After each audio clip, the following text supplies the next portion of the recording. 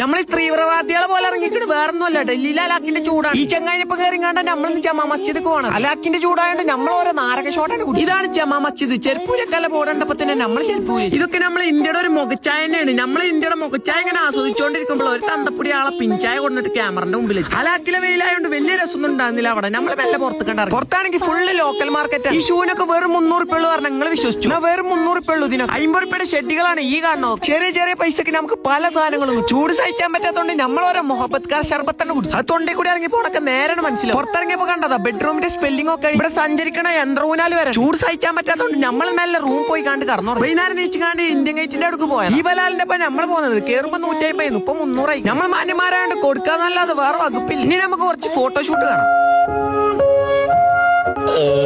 ഈ കാണാണ് Indian gate. ഹൈക്കില്ലർ വർഷന്റെ റൈഡർ കണ്ണാപ്പിന്റെ വൈറൽ റീല് വരുന്നുണ്ട്. ഞാനൊരു ഒറ്റമേനെ കണ്ടു. ഞാനേതായാലും കണ്ടു. നിങ്ങളും കൂടിയാണ് കണ്ടു. ഞാനെന്റെ ചെങ്ങായി പടത്തിന്റെ ഗേറ്റ് കുറെ തപ്പി. നമ്മൾ കയറി കണ്ടില്ല. ഈ ചെങ്ങായി അതാ പൊട്ടനേണ്ട പോലെ ഇന്ത്യൻ ഗേറ്റ് നോക്കി. അത് കഴിഞ്ഞിട്ട് ഫുഡ് കോർട്ടിന് കുടുംബശ്രീന്റെ അപ്പുറത്തെ പീടിയെന്ന് ഒരു റെഡ് ബുള്ളും മോമോസും വാങ്ങിച്ചു. അത് കഴിഞ്ഞിട്ട് ഈ ഓട്ടോറിക്ഷക്കാരുടെ വീഡിയോ എടുത്തിട്ടാണ് വില ചോദിക്കുന്നത്. കാരണം ഡൽഹിയിൽ തിറ്റാളെ തീറ്റ് പോറ്റാനാ നല്ല പാട്. അവിടെ നിന്ന് നമ്മൾ നേരെ ഹോസ്ഗാസ് വില്ലേജ് പോയി. ഇവിടെയാണ് പപ്പും പരിപാടിയും ഒക്കെ ഉള്ളത്. നമ്മൾ ബാംഗ്ലൂരിൽ അത്ര വൈബൊന്നുമില്ല. എന്നാലും തിരക്കടിയില്ല. അവിടുന്ന് നേരെ ഈ ബസ് കയറി നമ്മൾ ആഗ്രഹം പോയി ഇറങ്ങി. അവിടെ നമുക്ക് നൈസായിട്ട് ഈ ഹോട്ടലിൽ കൊണ്ടുപോയിട്ട് നമ്മളാണ് ചാമ്പി. അപ്പൊ ബാക്കി നാളെ